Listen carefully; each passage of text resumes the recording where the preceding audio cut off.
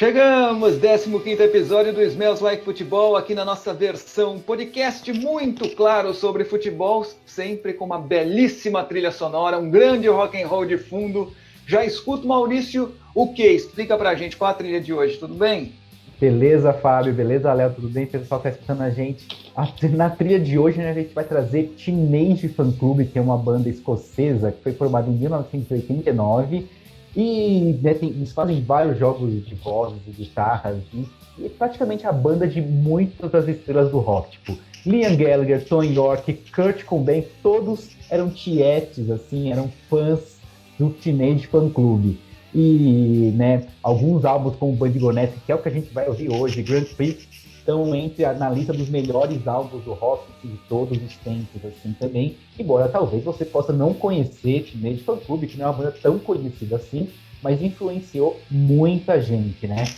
Tipo, uma mistura ali, talvez, tem gente que diz que tem uma mistura de Beach Boys e Birds, e começou a fazer bastante sucesso nessa época do Band Gonesse, que é o álbum que a gente está escutando hoje, que é o terceiro álbum da banda, né? E esse álbum, ele foi lançado em 1991, e no ano que esse álbum foi lançado, também foi lançado um grande álbum do grunge mundial. Quem Claro. você acha? Qual álbum, Thiago? Nevermind, óbvio, né? Exato. E aí você sabe que a revista Spin fez uma seleção do melhor álbum do ano, e quem ganhou o melhor álbum do ano em 91? Band Gonesse. Band Gonesse. Meu Deus, que coisa. Você sabe, assim, deixou o Nevermind em segundo colocado nesse ano. Hoje, obviamente, a votação não teria o mesmo resultado. Mas você sabe que eu considero o Teenage Fanclub uma banda clássica. Embora não seja muito popular, outras bandas são bem mais populares. Com certeza. Você vai comparar Nirvana com o Teenage Fanclub, nossa, não dá para comparar no quesito popularidade. Mas eu considero uma banda clássica por essas razões que você já citou, né? Pelas referências, por misturar muita coisa, por servir como referência depois de tanto tempo para outras bandas. Eu acho que isso faz uma banda clássica, além da popularidade. Você não acha? Sim, com certeza. Eu acho que tem uma questão de nem sempre você precisa fazer tanto sucesso para trazer todo um repertório que influencia as outras pessoas, né? Uhum. Influencia as outras bandas. E claro, viram, mesmo que não seja mais famosa, viram uma referência a ser cultuada, né? Porque, por exemplo, o próprio Kurt Cobain dizia que era a melhor banda do mundo. Uhum, né? Uhum. O Teenage Fanclub. Eu acho que uma banda clássica, isso não serve só para banda, serve para autores, né? Estou falando de livros, enfim. Um autor clássico, uma banda clássica, é aquela cuja obra é atemporal. Se você escutar Teenage Fanclub hoje, você não vai escutar e dizer, nossa, mas que som velho, né? Ah, isso me soa velho. Não, eu acho que é atemporal. Eu acho que você escuta hoje e você encontra hoje referências de Teenage Fanclub. Então aquele som é familiar para você, mesmo tanto tempo depois. Nirvana também é assim. Mas algumas bandas envelhecem, por exemplo. Alguns textos envelhecem, né? Alguns livros envelhecem. E para mim, por isso não são clássicos. E eu considero o Teenage Fanclub um clássico porque é atemporal. Eu acho que talvez a referência tanto da música quanto do livro, ou qualquer arte, envelhece e mesmo assim se mantém clássico. Eu acho que talvez pela tecnologia, talvez pelo tipo de instrumento que você usa. Você pega filmes, né, cinema, você pega um filme de 1924, ele é um filme datado pela técnica que ele utiliza, pela câmera que utiliza, pela lente que utiliza, mas ele se torna um clássico porque ele se torna referência a outros que vêm posteriormente, né? Exato. Deixa a porta aberta para outras obras absorverem alguma coisa dele ao longo do tempo, né? Eu acho que é isso. E aí, se você escuta hoje nesse Fanclub, você vai falar, ok, mas que ano que era essa banda? 1991. Mas, 1991 você vai lembrar de Nirvana e toda a cena grunge, aquilo acontecendo, mas o som do Teenage Fanclub não é exatamente aquele som, né? Tanto que eles influenciaram bandas como Yola Tengo, Sonic Youth. Então, traz um pouco esse descolamento, talvez, da data. né? O Léo tá calado. Você não gosta de Teenage Fanclub, Léo? Eu falei, ou ele caiu ou caiu a conexão, ou ele não gosta da banda, das duas uma. É porque eu sou uma pessoa polêmica em relação à linha editorial musical, né? Para mim, o melhor disco de 1991 saiu um mês depois do Nevermind. Qual era? Qual foi? O Ten do Pearl Jam. Não, mas isso é um gosto completamente pessoal. Eu fico quieto porque vocês têm análises técnicas, eu tenho só meu gosto pessoal. Não, mas tem muito subjetivismo aqui também. Se você escutar direitinho o Bandido Honesto do Teenage Fanclub, você vai perceber que é melhor que Nevermind, melhor que o Ten. Agora eu vou ser obrigado a ouvir inteiro com calma, então. Então, vai ser a nossa trilha sonora de hoje, você vai poder assim, cuidar, apurar o seu uma coisa ouvido. Que você falou, eu achei interessante sobre os filmes. Eu acho que não só a técnica usada para um filme, ou mesmo para a escrita de um livro, ou a produção de um disco, não só a técnica e a tecnologia tornam alguma coisa clássica, a história que é contada, se ela é atemporal, também torna clássica. E a minha visão sobre o Nevermind, sobre o Pearl Jam, sobre o Nirvana, principalmente, que eu até brinquei outro dia, a minha análise sobre eles é justamente que eles são fundamentais dentro do contexto histórico que eles viveram. Por isso que eles se tornaram um clássico. Se eles fossem lançados hoje, não sei se seriam tão clássicos assim, não sei se seriam tão valorizados quanto eles são. Isso não é um demérito para eles, não diminui o tamanho da banda.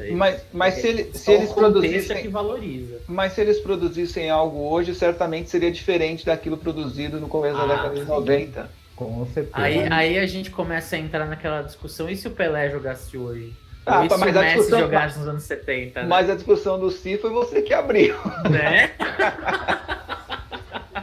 Aliás, você tem mais alguma coisa para falar sobre o Teenage Fanclub, irmão? Não, só já que você estava falando de que é importante as histórias que estão por trás da construção do disco, além de tudo isso, deles terem sido do Bandido Honesto ter sido o álbum do ano em cima do Nevermind, em 1991, tem também uma coisa, porque a capa desse disco, do Bandido Honesto, tem um saco de dinheiro com cifrão. Logo que eles lançaram esse álbum, o Gene Simons, do Kiss, da banda Kiss, e mandou lá uma mensagem lá para a gravadora dizendo: ok, muito bonitinho aí o seu disco, mas eu acabei de registrar esse símbolo do saco com cifrão como a marca da minha companhia fotográfica, que é a Simons Records. Nossa, deixa o tio Patinha saber disso. Pois é. E aí a gravadora, né, a Geffen, lá que na época, teve que mandar um cheque para pagar os direitos autorais pro Gene Simons. Por isso que você olha no... Então o Jimmy Simons tem... disco, ele tem os direitos autorais sobre o cifrão. A Casa da Moeda do Brasil precisa pagar direitos autorais para ele também. Não sobre o cifrão, mas sobre a ilustração, né, o desenho de um saco de dinheiro com cifrão. Ele pode usar isso na área da música, né? Porque aí tem lá o registro para poder usar na área da música. Sim. E aí, disco estava escrito Money Bag Logo, com permissão utilizada permitida por Gene Simons. E aí, também vale informar, já que se você viu, Léo, se você curtir muito o Teenage Fanclub, eles vão fazer turnê pelo Reino Unido e Europa, e no ano que vem. Vai lutar pela França, Noruega, Dinamarca, Irlanda, os caras estão na ativa ainda, então a gente vai poder ter 42 minutos indo aí Bandido Honesto do Teenage Fanclub. Tô dando um Google aqui já para procurar os ingressos. Opa, tô lá. Muito bem. Bom, a gente já discutiu o que é melhor, se um é melhor, se o outro é melhor, qual foi o melhor de 91, qual não foi, enfim. Qual será que vai ser o melhor de 2020? A gente vai chegar nessa discussão, sabe por quê? A gente vai começar falando a respeito do tema da semana, foi a final da Liga dos Campeões da Europa. E partindo dessa decisão entre Bayern de Munique e Paris Saint-Germain, a gente abre outras tantas discussões, né? Quem é melhor, ou quem vai ser eleito o melhor jogador da temporada, Neymar ou Lewandowski, acho que agora está meio decidido. E ao longo do podcast a gente vai abrindo outras discussões, sempre tomando por base esse tema Liga dos Campeões da Europa. Combinado? Vamos nessa? Primeiro, vocês viram o jogo, né? O Bayern de Munique venceu, o resultado está aí, todo mundo sabe, 1-0. A melhor equipe venceu, acho que isso não tem discussão, né, o ô Maurício, acho que não tem discussão. O Bayern de Munique conseguiu 11 vitórias em 11 jogos. O Bayern de Munique fez 7-2 no Tottenham, fez 8-2 no Barcelona, fez 4-1 e 3-0 no Chelsea. Não tinha muito jeito, né? É claro que às vezes você tem uma grande sequência de jogos e uma grande sequência de vitórias e só um 8-2 em cima do Barcelona já prova que a qualidade desse time, né, do Bayern de Munique, mas não necessariamente porque você tem a melhor trajetória, você vai ser campeão no final, porque era um jogo único, de repente o Paris Saint-Germain poderia estar armado de uma maneira que matasse o jogo, toda a qualidade do jogo do Bayern de Munique, fizesse 1-0 e pronto, o Paris Saint-Germain poderia ter sido campeão. Mas se pensar no prognóstico, na sequência de jogos que o Bayern de Munique teve, e com certeza quem ganhou. O Bayern era o melhor, era o mais indicado para ser campeão, se a gente pensar numa ideia de que foi melhor leva, né, nesse campeonato. Eu acho que não tem discussão.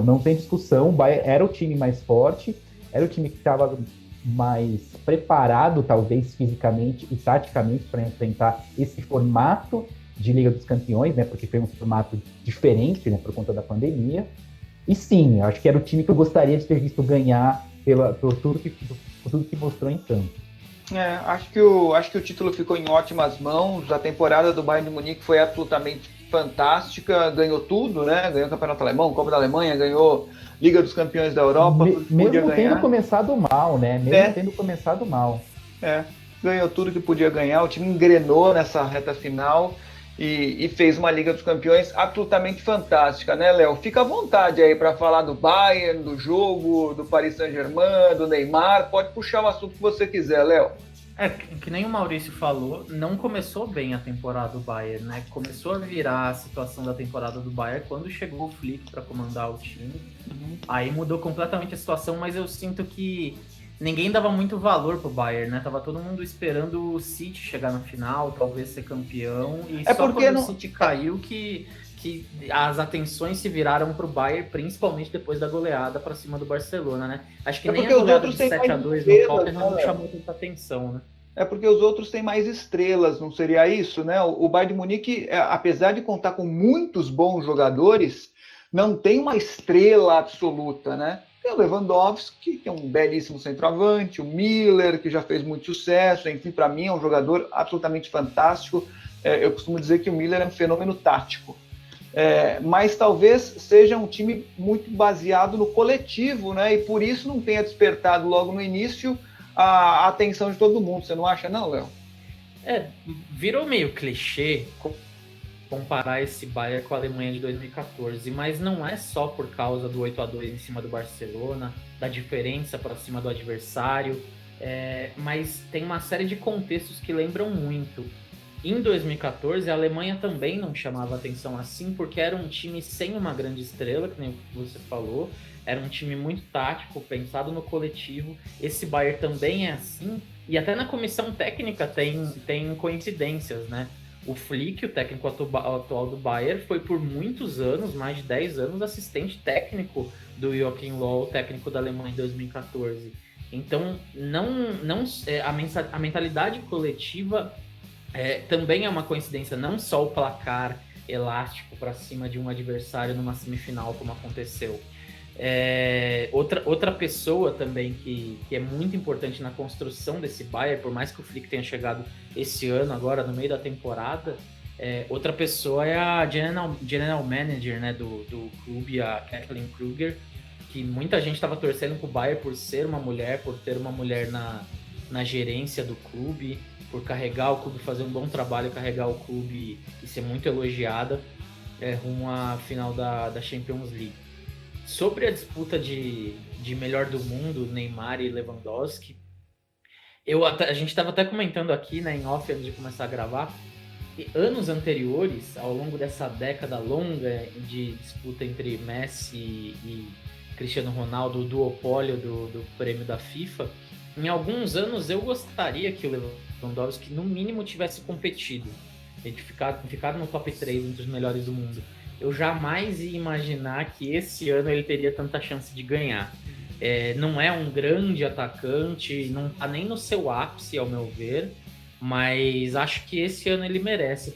Os únicos que me vem à mente que talvez merecessem estar nesse top 3, e um deles perdeu sua chance nesse fim de semana também, seria o Lewandowski, o Neymar e o Lukaku também, né? Mas esse gol contra justo na final, perdendo o título, acabou com a chance dele. Fez uma temporada incrível, muita gente lembrando do Ronaldo, comparando o Lukaku com o Ronaldo, o fenômeno, né? O melhor Ronaldo, eu diria. Mas aquele gol contra, acho que acabou com as chances deles. Agora me parece bem claro que quem deve levar é o Lewandowski mesmo. Mas até para premiar o coletivo, né? Como aconteceu com a Alemanha também em 2014. Lukaku na final da Internacional e contra o Valência. Exato. Contra o Sevilha.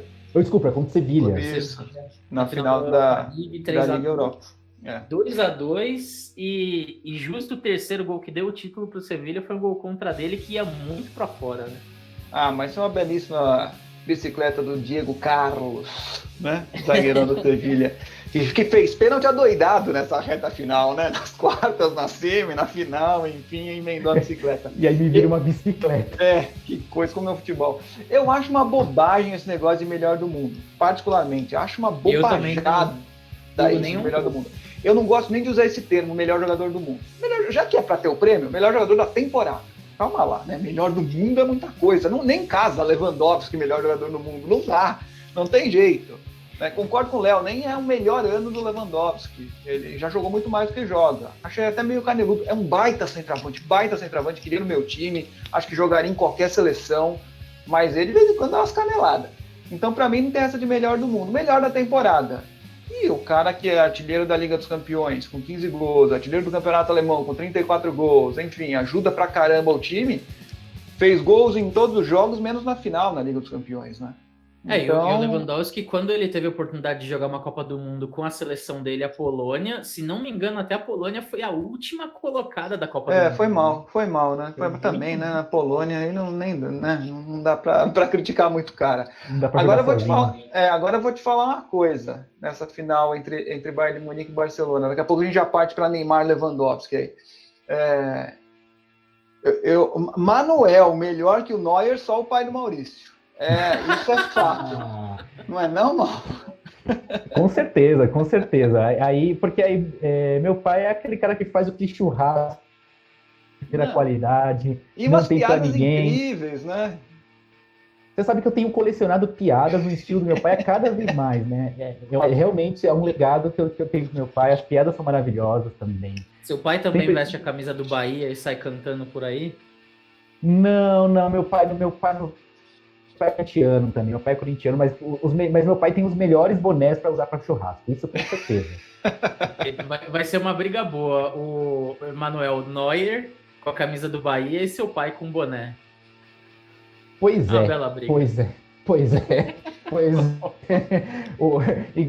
Enquanto o Neuer defende os chutes de atacantes mundiais, meu pai defende o humor brasileiro que tem uma qualidade com todo um churrasco e uma cervejinha ali. É isso. O Neuer foi incrível, né, Maurício, na decisão. E ele faz umas defesas com os pés que tá louco, né? Ele fez uma no chute de quem? Foi do Mbappé?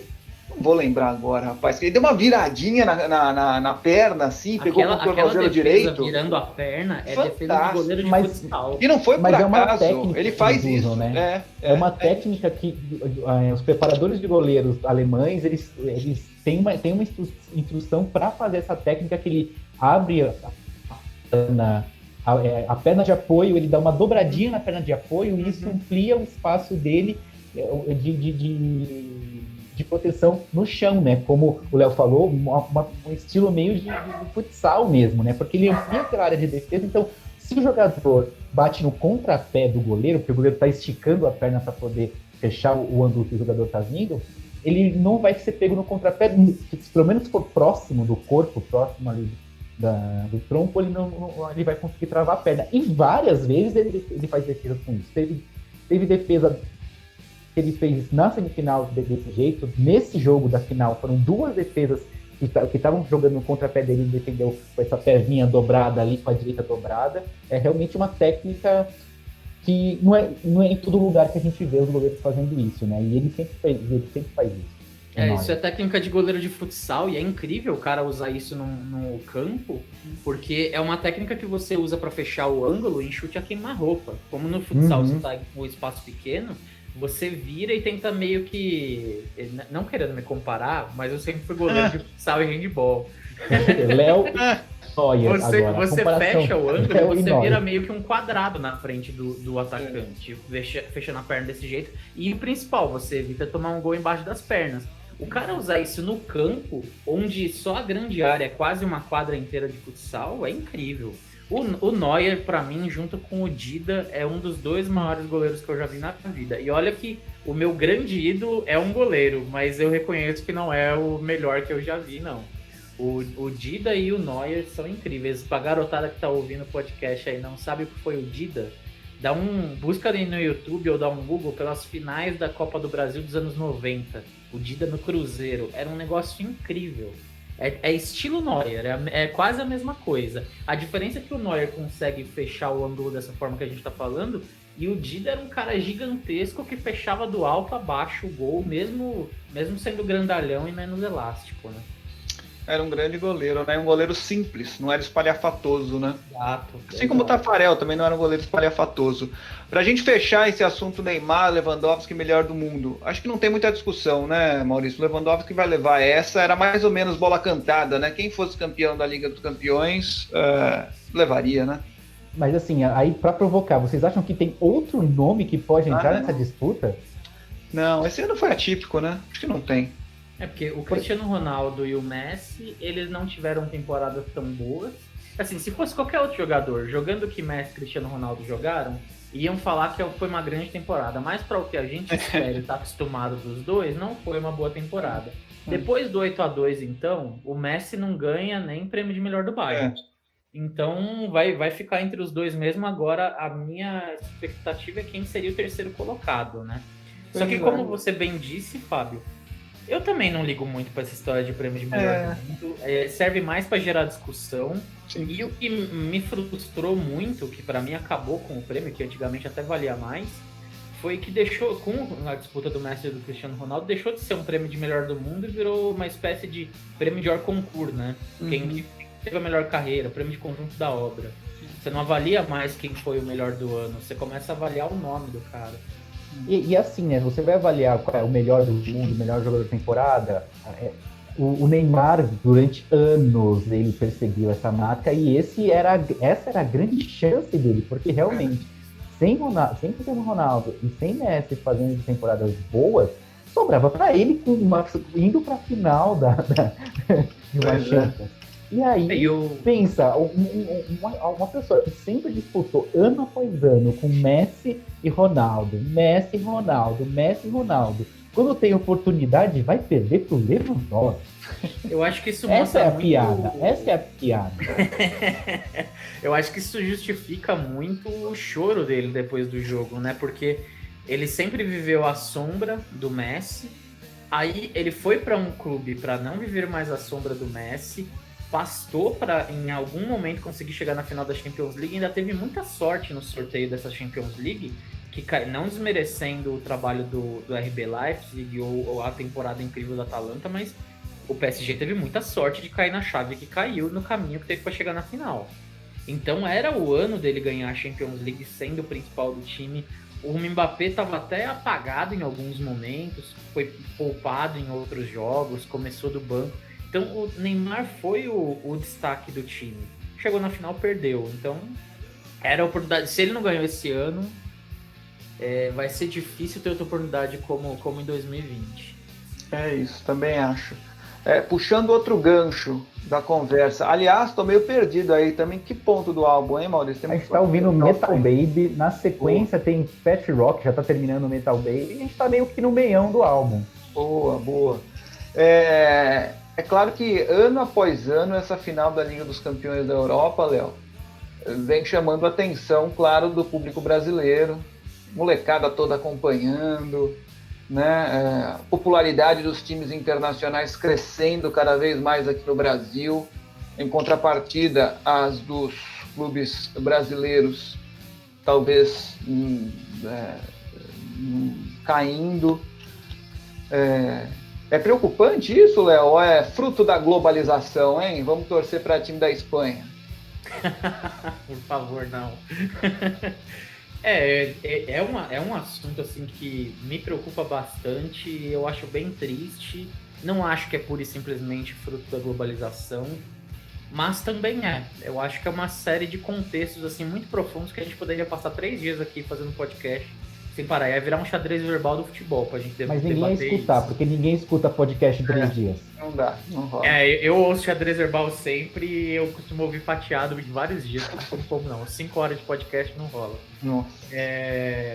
Mas, assim, começando do mais profundo pra gente chegar mais pra frente no superficial. Você vai na Europa... Quê? Vamos mais profundo pra chegar pra frente. Ok. Eu calculei o que ele falou. Senta que lá vem história. Mas se você conversar com europeus, se você for viajar pela Europa, por países não tão principais, com não tanta importância no futebol, todo mundo torce por um clube inglês. É muito difícil você conhecer um europeu que viva fora dos países das 5 grandes ligas, que torça por um time local, que torça pelo seu país. Um polonês que torce por um time da Polônia, um belga que torce por um time da Bélgica. Convivendo com as pessoas, torcedores comuns, né, o cidadão médio, digamos assim, todo mundo torce por time inglês, todo mundo tem o seu time preferido nas grandes ligas. Quando isso era restrito à Europa, ou até continentes com menos alcance no futebol mundial, por exemplo, a África ou a Oceania, ou os americanos, quem gosta de futebol nos Estados Unidos, que não é que os Estados Unidos não tem uma torcida tão grande assim para o futebol inglês, né, o futebol tradicional, é normal. Agora, a gente vive num país em que o futebol é um patrimônio cultural e as torcidas do futebol europeu estão crescendo por aqui. Eu não lembro de outro jogo que teve tanta repercussão, tanto debate, tanta gente acompanhando um jogo europeu como essa final entre PSG e Bayern de Munique. E os números meio que mostram isso, né? A Turner, com o Esporte Interativo no Facebook e com o TNT na TV por assinatura, bateram todos os recordes possíveis de audiência. Na TNT foi a coisa assustadora. Eles conseguiram bater 20 pontos de audiência, coisas que só a Globo consegue. Os caras conseguiram na TV a cabo. Conseguir 20 pontos de audiência, eu não sei há quantos anos um SBT, uma Band da vida ou uma Record não conseguem um feito desse, e a TNT, mesmo um canal mais restrito, conseguiu. No Facebook é justificável, o Facebook funciona como um canal aberto, como uma transmissão aberta. Inclusive o Facebook começou a transmitir Champions League quando a Globo deixou a Champions League de lado, né, parou de transmitir em TV aberta, o Facebook herdou esses direitos de transmissão da Globo. Então no Facebook até há uma justificativa. Na Europa também foram recordes de audiência, mas aí a justificativa as pessoas não estão podendo ir no estádio. Então, ninguém foi viajar para ir ver o jogo em Lisboa. As pessoas ficaram das suas casas vendo, e aí um recorde de audiência tem um contexto que ajuda. Agora, aqui no Brasil foi uma coisa assombrosa, né? Ainda ao mesmo tempo tinha a rodada do Campeonato Brasileiro passando. Se essa final fosse no sábado à tarde, como costumava ser, os números seriam ainda maiores. Eu até... Se essa final fosse na Globo, num domingo à tarde, mas como foi? Minha nossa. Mas se a Globo tivesse transmitido, teria dado 50 pontos fácil. Tranquilamente. De pessoas assim que eu sei que não gostam de futebol, gente do tipo que pergunta por que o cara no meio do campo tava vestido de preto, sabe? Gente que não sabe nada de futebol e sabia que tava tendo jogo, sabia que era o PSG, sabia que tinha o Neymar, sabia que tinha o Bayern de Munique, que tinha goleado o Barcelona. Poucas vezes na vida eu vi um jogo sem envolver times brasileiros com tanta repercussão por aqui. É o efeito Neymar?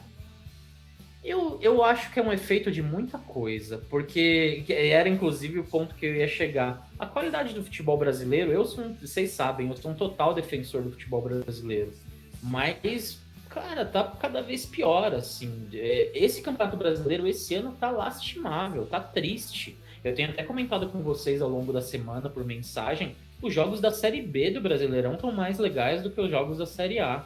O nível da Série A tá muito ruim, que é tão ruim que não dá para justificar por que tá assim. Por que, por exemplo, a Série B tem jogos mais dinâmicos, até com um toque de bola melhor do que na Série A?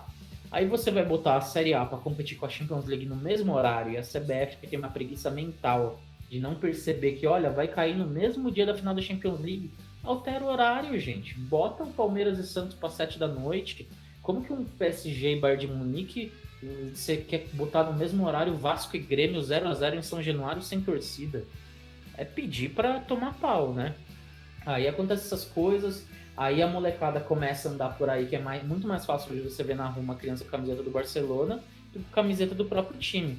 Tem uma análise que o PVC costuma fazer quando entra nesse debate na televisão, que eu concordo muito, assim, se os clubes não se unirem, os clubes no Brasil não se unirem, não fizerem um grande projeto de marketing sobre o futebol brasileiro para melhorar tanto a qualidade do campeonato quanto mudar a imagem que o campeonato tem no Brasil e fora, daqui uns anos, e não vão ser muitos anos, daqui 5, 10 anos, você vai ter estudo mostrando que o Barcelona tem mais torcedor do que Botafogo, do que Santos, do que vários clubes grandes do Brasil.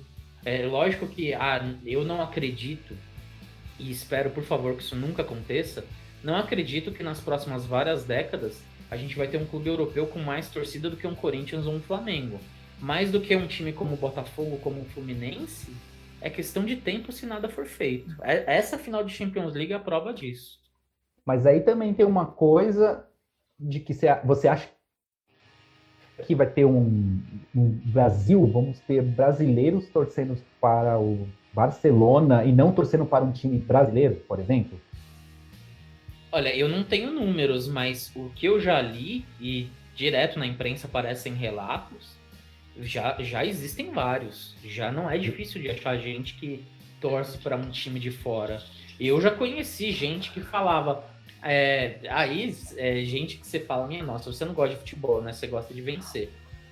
Mas gente me falar que eu torcia pro São Paulo, mas nunca vence, passei a torcer pro Real Madrid. Aí dá vontade de dar um tapa na cara no ser desse, né? Mas já existe gente assim. Eu conheço, tem um amigo meu que é o Felipe Chad, que ele torce para a Alemanha, para a seleção da Alemanha. Ele é brasileiro, ele torce para a seleção da Alemanha e torce para times alemães e não torce para o Brasil e etc. Mas você acha que esse fenômeno já aconteceu aqui no Brasil lá atrás, em outras circunstâncias, por motivos diferentes, mas já aconteceu e mostra que pode acontecer nesse cenário um pouco mais amplo. Década de 40, década de 50, por que você acha que a torcida do Flamengo cresceu tanto assim no Brasil inteiro, sobretudo no Norte, no Nordeste, em parte do Centro-Oeste? Exato. Porque o Campeonato Carioca era transmitido para todo o Brasil, pela Rádio Nacional, enfim, chegava em outros tantos locais longínquos desse Brasil, que o campeonato local, o próprio campeonato local, não conseguia atingir, né? Então você vai até Sergipe, tem muito mais torcedor do Flamengo do que torcedor do Confiança. Exato. Né? Você vai para o Piauí, tem mais torcedor do Flamengo do que torcedor de quem joga lá no Piauí? Do 15 lá. Flamengo do Piauí, o River. Flamengo, o River, era o River do Piauí. Eu falei do Piauí e pensei no Maranhão, ia falar do Motoclube. Enfim. Então, nesses estados do Nordeste, no Amazonas, em Manaus, tem mais torcedor do Flamengo, do Vasco do que do Nacional, do Fast Clube. Então, esse fenômeno já aconteceu no Brasil na década de 50, na década de 60, mas não saiu aqui do território nacional. Mas mostra que isso realmente pode acontecer, e eu volto lá atrás, falei num tom de piada, mas é sério, a globalização traz isso. Os campeonatos de lá são mais assistidos. Os campeonatos de lá, da Europa, mostram um jogo mais bonito, o campo é mais bonito, o estádio é mais bonito, né? E a televisão traz isso para perto da molecada daqui. Então eu não duvidaria também, não. Você quer ver uma coisa, uma analogia com música mesmo, já que a gente fala... Quantas vezes você paga... Você vem aqui uma banda internacional, você paga lá 500, 600, 700 reais para ver o show de uma banda, e você tem uma banda nacional que você não paga 50 porque, ok... Tem um pouco disso, desse fetiche também, desses superstars que vêm de fora para fazer a nossa alegria. Sem dúvida, Exato. Claro, sem dúvida. E isso que você falou agora, Fábio, é perfeito. Assim, nós estamos aqui em São Paulo, falamos de um grande centro do Brasil, o que nós estamos passando hoje com os clubes desses grandes centros competindo com clubes europeus é o que os times do Amazonas, do Pará, do Piauí, do Maranhão, do Norte, Nordeste e Centro-Oeste passaram com os clubes daqui de São Paulo e do Rio décadas atrás. A competição é a mesma, o raciocínio é o mesmo. E quando eu falo sobre os clubes precisam se unir e fazer alguma coisa, por exemplo, uma discussão que tem rolado muito agora sobre direito de transmissão no Campeonato Brasileiro. Ficam se perguntando, por que não tem público no estádio e fecham o sinal para a praça do jogo? Por que um jogo do Sport contra o São Paulo em Recife não pode ser transmitido para Pernambuco, sendo que o torcedor não pode ir para o estádio? Porque os clubes pedem para a emissora não transmitir. Porque os clubes querem ganhar dinheiro com pay-per-view, para que mais pessoas comprem o jogo no pay-per-view. Os clubes estão preocupados com o dinheiro que eles vão ganhar hoje, eles não estão preocupados com o dinheiro que eles vão ganhar amanhã.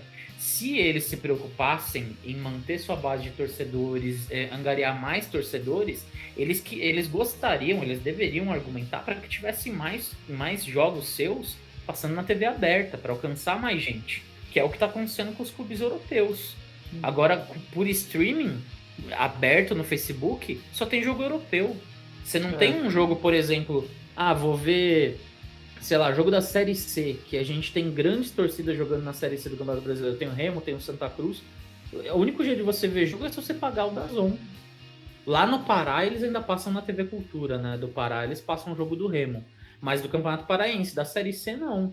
Então, é cada vez mais difícil o acesso para você ver jogos de clubes brasileiros, cada vez mais fácil o acesso para você ver jogos de clubes europeus. E parece que os clubes brasileiros não percebem isso. Eles estão preocupados em ganhar dinheiro para pay-per-view. Diga, Mal. Não, eu só estou querendo avisar que a gente está chegando em Guide Star, que é a nossa penúltima música, então temos mais uns 5 minutinhos aí, enquanto a gente conversa.